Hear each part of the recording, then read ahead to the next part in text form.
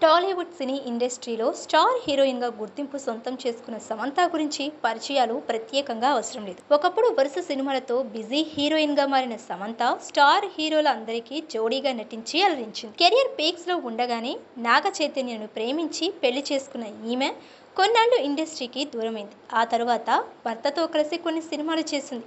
ఇక క్యూట్ జోడీగా ఆదర్శ దంపతులుగా నిలిచారు వీరు అన్యోన్యంగా. ఆ తర్వాత భర్తతో కలిసి కొన్ని సినిమాలు చేసింది. ఇక క్యూట్ జోడీగా ఆదర్శ దంపతులుగా నిలిచిన వీరు అనూహ్యంగా విడాకులు తీసుకొని వేరుపడ్డారు. విడాకుల తర్వాత సమంత ఎంతో నరకం అనుభవించిందనే చెప్పాలి.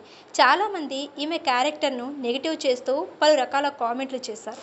అంతేకాకుండా మయోసైటిస్ అనే వ్యాధి బారిన పడి ఈ వ్యాధి నుండి బయటపడడానికి ఏకంగా ఏడాది పాటు ఇండస్ట్రీకి కూడా దూరమైంది సమంత. అవమానాలు, హేళనలు, నిందలు అన్నింటినీ ఎదుర్కొని ఇప్పుడు రెట్టింపు వేగంతో మళ్ళీ ఇండస్ట్రీలోకి వచ్చింది. అందులో భాగంగానే ఓవైపు బాలీవుడ్లో వరుస వెబ్ సిరీస్ల్లో నటిస్తూ అక్కడ తన యాక్షన్ పర్ఫార్మెన్స్తో అవార్డులు సైతం సొంతం చేసుకున్న ఈమె ఇక్కడ ట్రాలాలా మూవింగ్ పిక్చర్స్ బ్యానర్ను స్థాపించి శుభం అనే సినిమాతో మరో ఊహించిన విజయాన్ని తన ఖాతాలో వేసుకుంది. మొత్తానికైతే హీరోయిన్గానే కాకుండా నిర్మాతగా కూడా సక్సెస్ అయింది సమంత. నాడు సమంతను హేళన చేసిన వారే నేడు సమంత విజయాన్ని చూసి కుళ్ళుకుంటున్నారని అభిమానులు సైతం కామెంట్ చేస్తున్నారు.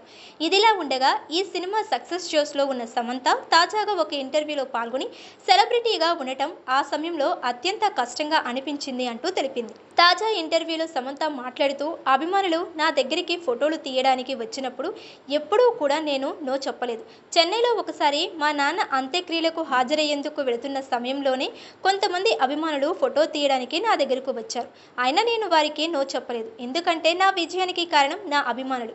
మనం సెలబ్రిటీలు ఎలాంటి బాధలు అనుభవిస్తున్నామో వారికి తెలియకపోవచ్చు.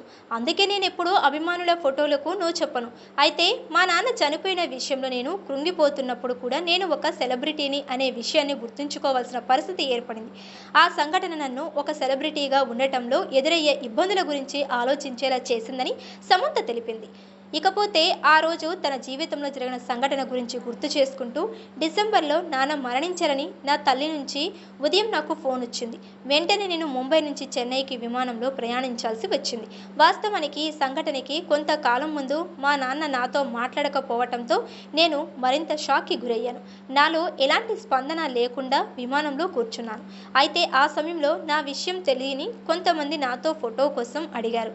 ఇక నేను నిలబడి వారితో నవ్వుతూ ఫోటోలకు పోజులు ఇచ్చాను అంటూ సమంత తెలిపింది. మనం ఏ స్థితిలో ఉన్నామో అభిమానులకు తెలియదు. తెలియని వారితో ఫోటో అడగటానికి కూడా ధైర్యం అవసరం. అందుకే నో చెప్పి వారిని బాధ పెట్టాలని అనుకోలేదు అంటూ సమంత తెలిపింది.